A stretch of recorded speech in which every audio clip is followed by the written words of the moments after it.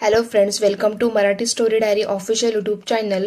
मागच्या भागात आपण शुभविवाह भाग 26 बघितलेला. आज आपण भाग 27 बघणार आहोत.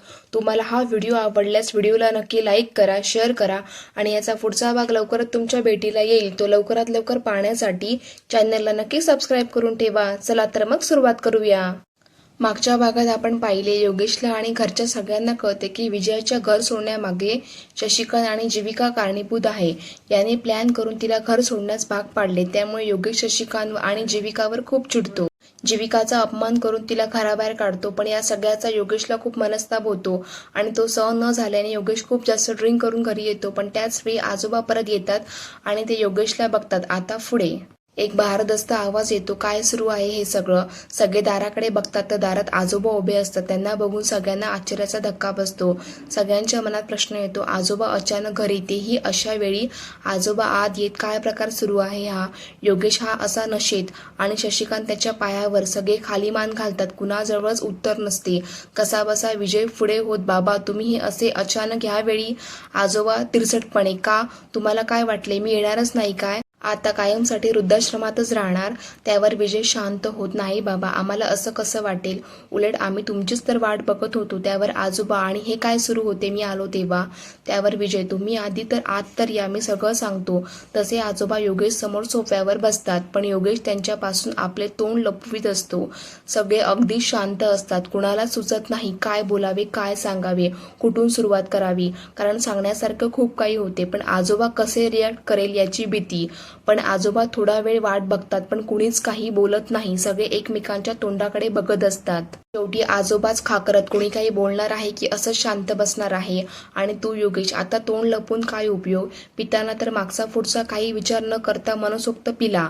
मग आता का तोंड लपवितो? त्यावर योगेश रडत आणि अडखळत, ते आजोबा तुम्हाला माहित नाही माझ्या आयुष्यात काय सुरू आहे ते.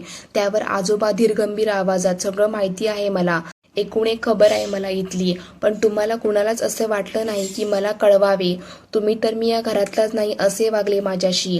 त्यावर सगळे आश्चर्याने त्यांच्याकडे बघतात की आजोबांना इथल्या खबरा कशा माहिती.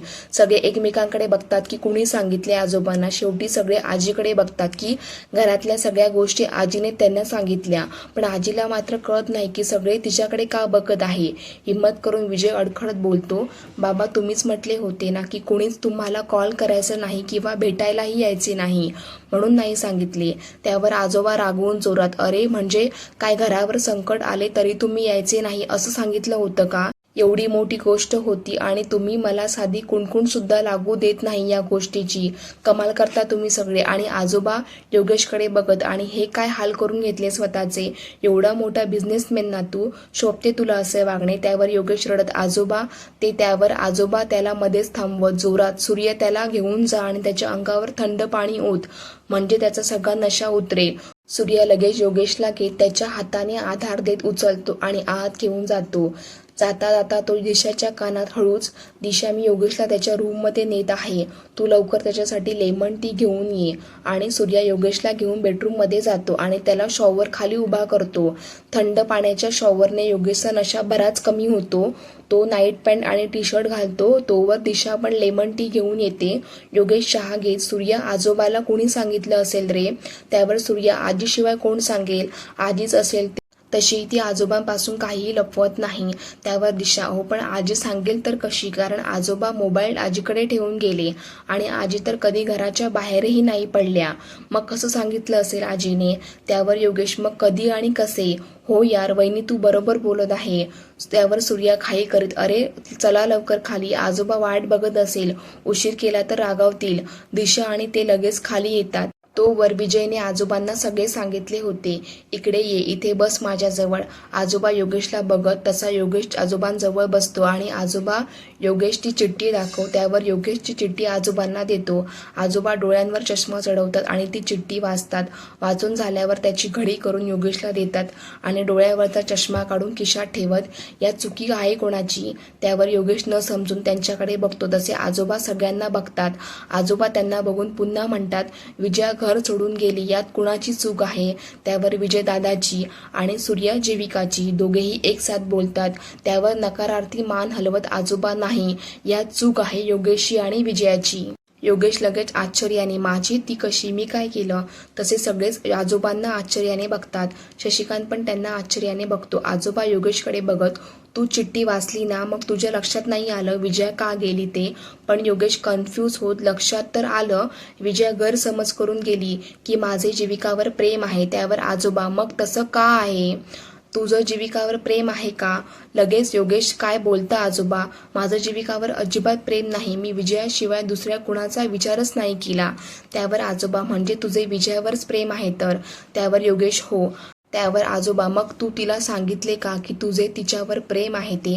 त्यावर योगेश मान खाली घालून नकारार्थी मान हलवितो. आजोबा त्याच्याकडे बघून, आता कळले चूक कोणाची आहे ती. तशी तिघांची चूक आहे, पण आता बोलून उपयोग नाही, कारण ती इथे नाही. हे बघ बेटा, तू जर तिला आधीच सांगितले असते की तुझे तिच्यावर प्रेम आहे, तुझे सगळे सुख तिच्यात आहे, तर ती तुला सोडून गेली असती का? तुम्ही एकमेकांशी बोलणार नाही, गोष्टी शेअर नाही करणार, तर कळणार कशा? मी स्वतः दुसऱ्यांना तुमच्या आयुष्यात गैरसमज निर्माण करायला जागा देता, आणि म्हणूनच बाहेरचे लोक तुमच्यात गैरसमज निर्माण करू शकतात, आणि मग आपण बाहेरच्या लोकांवर आरोप लावून मोकळे होतो. पण एकदा आपण कुठे चुकलो हेही तपासले पाहिजे. तुम्हीच तुमचं नातं इतकं घट्ट करा की कुणी कितीही प्रयत्न केला तरी ते नातं तुटणार नाही. त्यावर योगेश रडत, आजोबा चूक झाली, पुन्हा नाही होणार, बस मला माझी विजया परत मिळू दे. त्यावर आजोबा, विजया परत मिळावी तर तू पहिल्यासारखा होशील का? त्यावर योगेश, हो आजोबा. त्यावर आजोबा, योगेश, हे कसलं प्रेम रे, जे तुला इतकं कमजोर बनवतं? अरे स्वतःला सावरावं माणसाने, शेवटच्या श्वासापर्यंत प्रयत्न करावे, पण अशी हात पत्करून जगणे नाही सोडावे. अरे आपल्या जबाबदाऱ्या ओळख, हे तुझे आई वडील, तू यांच्या म्हातारपणीचा आधार आहे. तू असा कसा जग सोडून जाऊ शकतो? तू कंपनीत जाणे सोडले, अरे त्या कंपनीत हजारो एम्प्लॉई काम करतात, त्या कंपनीवर त्यांचे घर चालते, ती सगळी तुझी जबाबदारी आहे. तू जर जगणं सोडलं तर त्यांचे काय होईल याचा कधी विचार केला? तुझ्या आई वडिलांचा विचार केला? जन्म मृत्यू आपल्या हातात नाही, पण जोपर्यंत आयुष्य आहे ते माणसाने जगायचे आहे. समजा विजयाच्या जीवाचे काही बरं वाईट झालं असतं तर तू असा तिच्या सोबत जग सोडून देशील? योगेशच्या डोळ्यात लगेच पाणी आणून, आजोबा असे काही बोलू नका, माझे चुकले, मी मान्य करतो, सगळी माझी चूक होती, पण विजया मला परत पाहिजे. आजोबा, तुम्ही तुमचा सोर्स लावून शोधा ना, तुम्हाला नक्की मिळेल.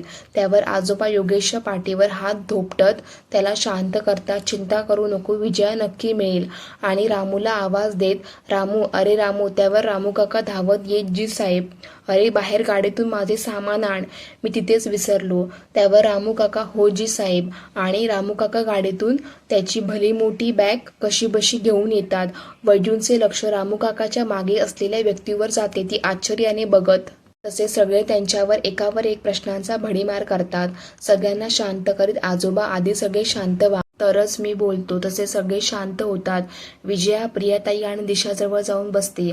आजोबा झालेला वृत्तांत कथन करतात. ज्या दिवशी विजयाने हे घर सोडले तेव्हा तीही खूप दुःखी होते. तिलाही हे घर, इथली लोक सोडून जायचा खूप त्रास होत होता, आणि त्या दिवशी मलाही सकाळपासून एक अनामिक भीती, कसली तरी हुरहुर जाणवत होती.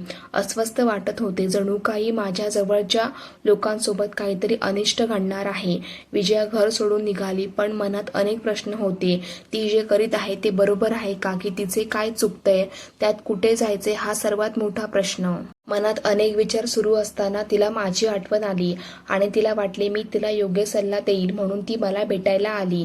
मी कुणालाही भेटणार नाही सांगितले होते, पण मलाही अस्वस्थ वाटत असल्यामुळे विजया आली तर मला वाटले माझे मन जे सांगत आहे ते बरोबर आहे. ही नक्कीच कुठली वाईट बातमी तर घेऊन नाही आली, म्हणून मी लगेच तिला भेटायला तयार झालो.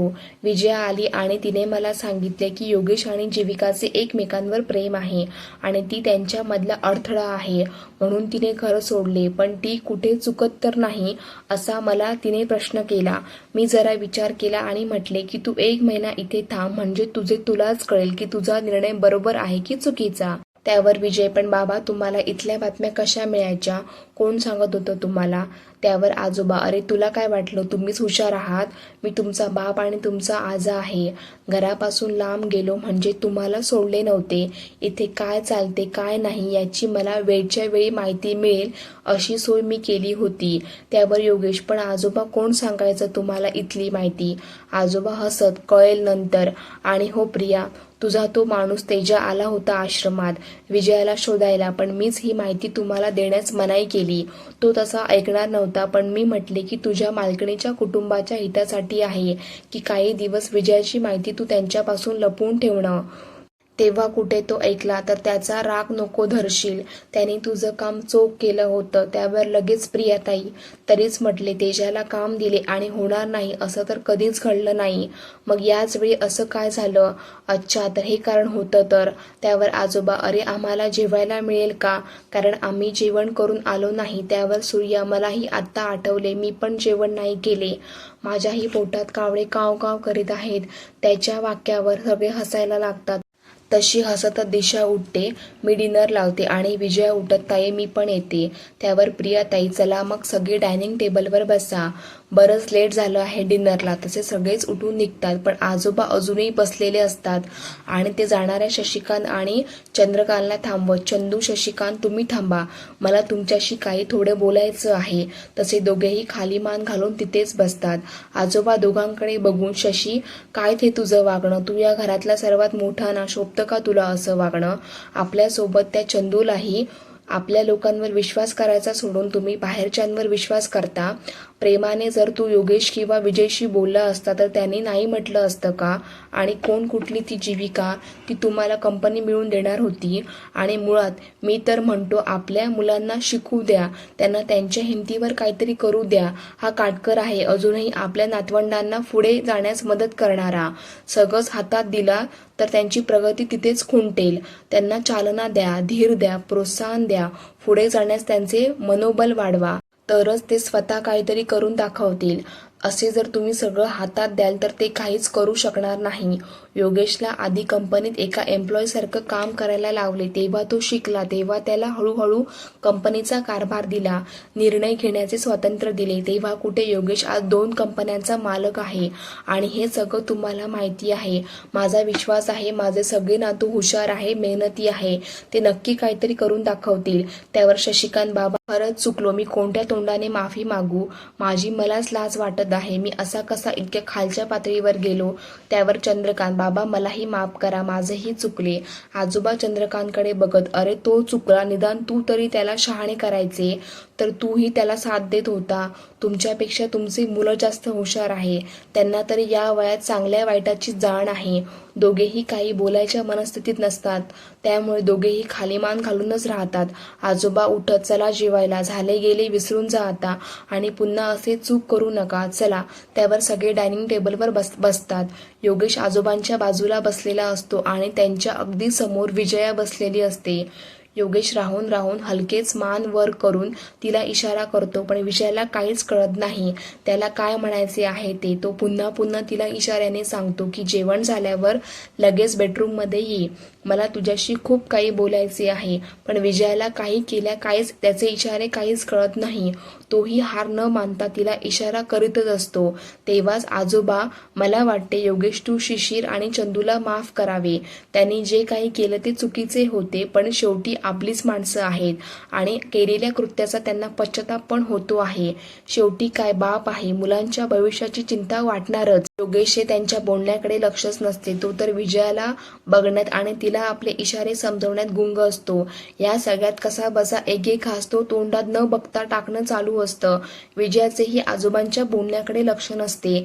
ती सुद्धा फक्त योगेशला बघत असते आणि त्याचे इशारे समजण्याचा प्रयत्न करीत असते. त्यावर सूर्या, आजोबा तुम्ही कसे असे सहज माफ करा म्हणता यांना? यांनी जे केले त्यामुळे संपूर्ण कुटुंबाची किती वाताहत झाली तुम्हाला माहिती नाही का? आजोबा समजावत, सूर्या तू तरी असा नको बोलू. अरे त्यांनी जे केले ते तुमच्यासाठीच तर केले, वडील आहेत ते तुझे. तुला काय वाटतं त्यांना सजा द्यावी? पण मला सांग, सजा ही माणसाला वळणावर आणण्यासाठी किंवा त्यांनी केलेली चूक त्यांना कळावी आणि ती त्यांनी सुधारावी यासाठी दिली जाते. पण त्यांना आधीच त्यांची चूक कळाली आहे, तर मग सजा देऊन उपयोग काय? माफही करायला शिकले पाहिजे. माणूस कधीतरी शिक्षेने नाही पण माफ केल्याने सुधारतो. त्यावर सूर्या यावर काहीच बोलत नाही, पण आजोबा योगेशच्या प्रतिक्रियेची वाट बघत असतात. सूर्या बोलूनही योगेश काहीच बोलत नाही, म्हणून आजोबा पुन्हा एकदा योगेशला म्हणतात, योगेश तुला काय वाटते? तू म्हणत असेल तर आपण शशीला माफ करू, नाहीतर तू म्हणशील तसंच करू. पण अजूनही योगेश काहीच बोलत नाही. म्हणून आजोबा आणि सगळेच योगेशकडे बघतात आणि सगळे बघतच राहतात. त्यांचे अजूनही इशारे चालू असतात. सगळ्यांना त्यांना बघून हसायला येते, पण सगळेच आपले हसू तोंडात दाबतात. आजोबा मोठ्याने, अगं विजया, तो म्हणत आहे की जेवण झाल्यावर लगेच बेडरूम मध्ये ये. आजोबांचे हे शब्द ऐकताच योगेश गडबडतो आणि विजयाला तर काय बोलावे काही सुचत नाही. योगेश गडबडून, ते आजोबा, मी म्हणत होतो की हिचा मोबाईल बेडरूम मध्ये आहे, तो घेऊन येशील म्हटलं जेवण झाल्यावर. आणि वेळेवर सांगायला काहीतरी आठवले म्हणून हुश करतो. आजोबात मनात हसतच, बरं ते सोड, मी जे म्हटले त्यावर तुझे काय म्हणणे आहे. योगेश लगेचच, माझे काय म्हणणे असणार, तुम्ही जे म्हणता ते बरोबर आहे. आजोबा, अच्छा, मग काय करायचे, तुझा निर्णय सांग. योगेश मनात, अरे च्या, आता आली आफत, आता काय बोलू, हे लोक काय आणि कशावर बोलत होते तेच तर माहीत नाही. थोडा विचार करीत, आजोबा तुम्ही म्हणाल तसंच करू, मी तुमच्या शब्दाबाहेर जातो का कधी. त्यावर आजोबा, अच्छा, मग सजा द्यायची का. त्यावर लगेच, हो ठीक आहे. बोलून झाल्यावर मनात, हे कुणाला सजा देणार आहे, कशाबद्दल बोलत आहे यार, मी काय बोलत आहे माझे मलाच कळत नाही. त्याची अवस्था बघून सगळेच हसतात. आजोबा त्याची टांग खेचत, ठीक आहे तर मग तू सजा दे म्हटले तर आता विजयाला सजा द्यावीच लागेल. कुठली सजा द्यायची हिला. त्यावर विजय एकदम डोळे विस्फारून बघते. सगळे तोंड दाबून एकमेकांकडे बघत असतात आणि योगेश आश्चर्याने, विजयाला सजा, पण का, तिने काय केले. त्यावर आजोबा, अरे तूच आता बोलला ना, इतका वेळ तेच डिस्कशन चालू होतं ना आमचे. योगेश हळू आवाजात, सॉरी आजोबा, माझे तुमच्या बोलण्याकडे लक्ष नव्हते. तसे सगळे खो खो हसायला लागतात. शशिकांत पण मान खाली घालून हळूच हसतो. त्यावर आजोबा, मला माहिती आहे, मलाच काय सगळ्यांना माहिती आहे तुझे लक्ष कुठे होते ते. त्यावर योगेश खाली मान घालतो आणि आजोबा, मी म्हणत होतो आता घरात सगळा आनंदी आनंद आहे तर तू तुझ्या काकांना माफ करावे, त्यांना त्यांच्या चुकीची जाणीव आहे. योगेश लगेच काहीही आढेवेढे न घेता, मी तर कधीच माफ केलं त्यांना. विजया परत मिळाली, आता माझा कुणावरही राग नाही. योगेशचे उत्तर ऐकता सूर्या त्याला आश्चर्याने बघतो, तसे आजोबा सूचकपणे सूर्याला बघतात. सूर्या त्यांची नजर समजून खाली मान घालतो. एव्हाना सगळ्यांचे जेवण आटपते. तसा शशिकांत योगेश जवळ येत हात जोडून, योगेश, खरंच मी तुला नाही समजू शकलो रे, मी खूप स्वार्थी वागलो. तुझ्या आयुष्याची राख रांगोळी होता होता वाचली तर तू मला इतका सहजपणे माफ केलं. त्यावर योगेश आपल्या काकांचे जोडलेले हात खाली करीत, काका हे काय, आजोबांनी सांगितलं ना सगळे विसरा, मग विसरा आता. आता आपण सगळे आपल्या आयुष्यातून हा महिना काढून टाकू, जणू काही आलाच नव्हता. आजोबा आणि विजयाला योगेशवर खूप गर्व वाटतो. शशिकांत आणि चंद्रकांत योगेशकडे बघून, योगेश तू भलेही विसरून जा, पण आम्ही नाही विसरणार हा महिना.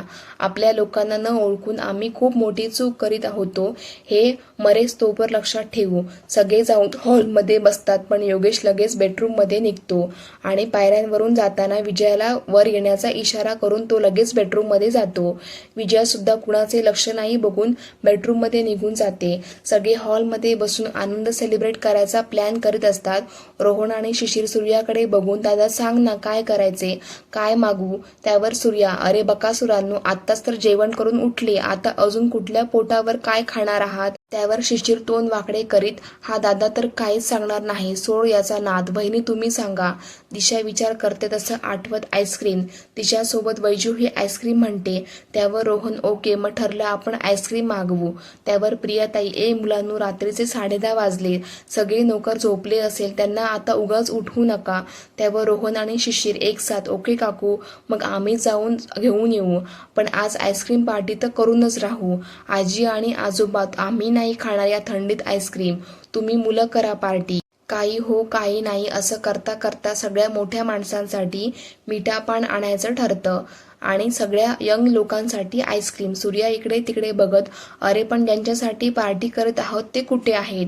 तसे सगळे ओरडत बेडरूममध्ये आणि सगळे हसायला लागतात. त्यांच्या हसण्यात सगळे मोठे पण हसतात आणि आजी, अरे जवळपास महिन्याभराचा विरह आहे, खूप बोलायचं असेल, सांगायचं असेल, तक्रार करायची असेल, एकमेकांना मनवायचं असेल, राहू द्या त्यांना एकटं, उगाच त्यांच्या मध्ये नको जाऊ.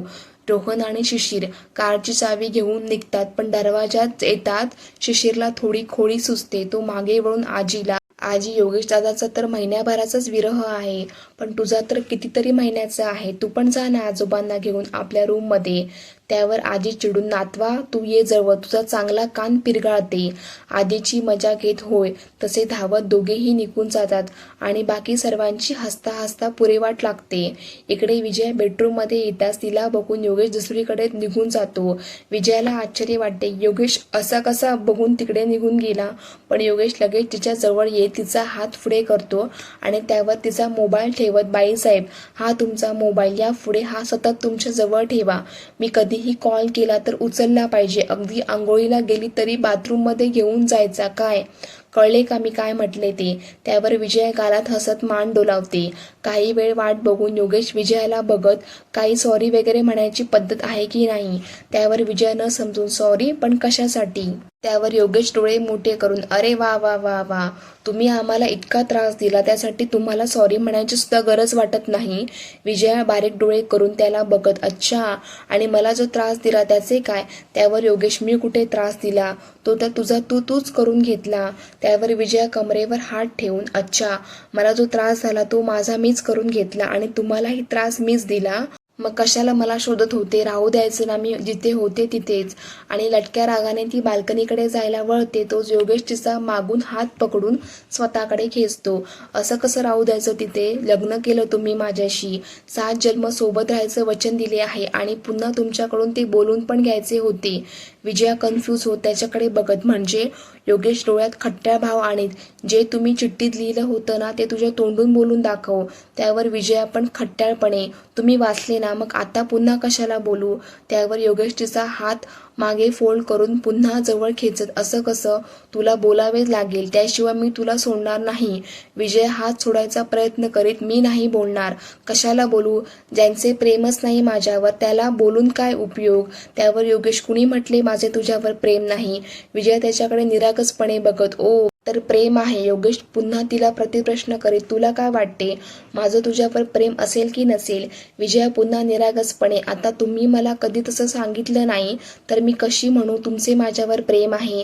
त्यावर योगेश, अरे च्या, शरीरात मन नावाची काही वस्तू असते की नाही, आणि तिला कळते कोण आपल्यावर प्रेम करते आणि कोण नाही. त्यावर विजया, अच्छा, मग ही वस्तू तुमच्याकडे नाही का? योगेश शेवटी हार मानेत, ओके बाबा, सॉरी. आणि सिरियस होत विजयाला अगदी आपल्या जवळ ओढून तिच्या डोळ्यात बघत, I love you so much Vijaya, मी तुझ्याशिवाय राहू शकत नाही. You are my life. मी तुला शब्दातही सांगू शकत नाही एवढं प्रेम करतो. हे ऐकताच विजयाच्या डोळ्यात पाणी येते. तिला काय करावे, कसे रिॲक्ट करावे काही कळत नाही. योगेश अलगद तिचे डोळे पुसून तिला आपल्या छातीशी जवळ घेतो. विजया सुद्धा त्याला घट्ट बिलगते. एवढ्यात त्यांच्या बेडरूमचा फोन वाजतो. योगेश मनात, नेमका हाच फोन वाजायचा होता यावेळी. खूप कष्टाने तो विजयाला बाजूला करून फोन उचलतो. पलीकडून प्रियाताई गंभीरपणे, योगेश, विजया तुम्ही दोघे लवकर खाली या. योगेश आईचा आवाज ऐकून, विजया आईने खाली बोलवले आपल्याला. तेही लवकरात लवकर. दोघेही लगेच खाली येतात. सगळे हॉलमध्ये बसलेले असतात. योगेश आणि विजय त्यांच्या जवळ बसतात. त्यानंतर आजी, अरे योगेश, मी म्हटले इतक्या दिवसापासून आपल्या घराचे टेन्शन सुरू होते ते संपले. विजया घरी परत आली, तुझे आजोबा पण आले, तर मी म्हटले उद्या आपण सत्यनारायण घालू आणि तुम्ही दोघे त्या पूजेला बसावे. तू काय म्हणतो? त्यावर योगेश, आजी, शुभ कार्याला मी कधी नाही म्हणतो का? खूप छान विचार आहे, पण मी म्हणतो आई, आमच्या लग्नाचे लग्नविधी झाले ते मी मन नसताना बस पंडित सांगेल तसं केलं. मला त्यात काहीच रस नव्हता, पण आता मला असं वाटते ती सप्तपदी ते लग्नविधी पुन्हा करावे. मला पुन्हा एकदा देवाला साक्षी मानून ते वचन पुन्हा एकदा द्यायचे आहे. त्यावर आजी, अरे वा, हे तर एकदम उत्तम. तसे बाकी मुले पण तुझ्या लग्नात येऊ शकले नाही, त्यांची पण इच्छा पूर्ण होईल. हे ऐकताच सगळे खुश होतात. तर वैजू आणि शिशिर नाचायला लागतात. प्रियाताई आपल्या धीरगंभीर आवाजात त्यांना थांबवत, शिशिर, वैजू शांत बसा, आधी सगळे बोलणे होऊ द्या मग नाचा. तसे सगळे शांत होतात. योगेश, आई काय झाले? त्यावर आजी, काय झाले प्रिया, तुझ्या मनात नाही का यांचे पुन्हा लग्न करायचे? त्यावर प्रियाताई, आई, पुन्हा लग्न झाले तर मला आनंदच होईल, पण त्या अगोदर मला विजयाकडून वचन पाहिजे. तसे सगळे शांत होतात आणि प्रियाताईकडे आश्चर्याने बघतात. विजया प्रियाताईच्या जवळ येत, आई काय झाले, कसले वचन पाहिजे तुम्हाला माझ्याकडून? त्यावर प्रियाताई तिचा निरागस चेहरा बघत, हेच की तू योगेशला कधीही सोडून जाणार नाही. त्यावर विजया हलकी स्माईल करीत एवढेच ना त्यांच्या हातावर हात ठेवत मी वचन देते की मी ह्यांना सोडून कधीच कुठे जाणार नाही, कायम त्यांच्या सोबत राहील त्यांची सावली बनून. त्यावर प्रियाताई, विजया तू वचन तर दिले, पण एक सत्य आहे ज्याच्याबद्दल तुला काहीच माहिती नाही. ते माहीत झाल्यावर तू तुझ्या वचनापासून फिरणार तर नाही ना. विजया थोडी कन्फ्यूज होते, पण तरीही त्यांच्या हातावर ठेवलेला हात कायम ठेवत नाही. आई, मी माझ्या वचनापासून नाही फिरणार. आजी प्रियाताईवर रागवते, प्रिया चूप बस, आता आनंदावर विजळ नको घालू तू. त्यावर विजय चिडून, प्रिया आता कशाला घडून गेलेल्या गोष्टी काढते, सगळं सुरळीत सुरू असताना हे काय मध्येच. चूप राहा तू, आता काही बोलू नको, त्यांचा आता काही उपयोग होणार नाही. प्रियाताई रडत, तुम्ही बघितली ना योगेशची हालत झाली, तशी परत नको व्हायला, म्हणून आत्ताच काय तो मोक्ष लागलाच पाहिजे. नको मला ती टांगती तलवार, जीवाला घोर नुसता. योगेशचे ठोके अचानक थांबल्यासारखे होतात. त्याचा घसा कोरडा पडतो तर विजयाला काही समजत नाही. हे सगळं कशाबद्दल बोलत आहे? कुठले असे सत्य आहे की ज्याच्यामुळे सगळे घाबरलेले आहेत, सगळे शांत होतात? प्रियाताई एक लांब श्वास घेत, विजया तुझ्या आई वडिलांचा त्यावेळी जो ॲक्सिडेंट झाला होता तो योगेशच्या गाडीने झाला होता. सगळीकडे चिडीचूप शांतता पसरते. विजया कशी रिॲक्ट करेल, आता काय बोलेल? योगेशला तर जास्तच टेन्शन येतं की विजया आता काय करेल. सगळे विजयाकडे बघतात. चला फ्रेंड्स, आजच्या पुरतं एवढंच. ह्याच्या आधीचे भाग जर तुम्ही बघितला नसाल तर त्याची लिंक मी डिस्क्रिप्शन बॉक्समध्ये टाकत आहे, त्याच्यावर क्लिक करून ते तुम्ही नक्की बघून घ्या. आणि हो, असे नवनवीन एपिसोड पाहण्यासाठी चॅनलला नक्की सबस्क्राईब करून जावा.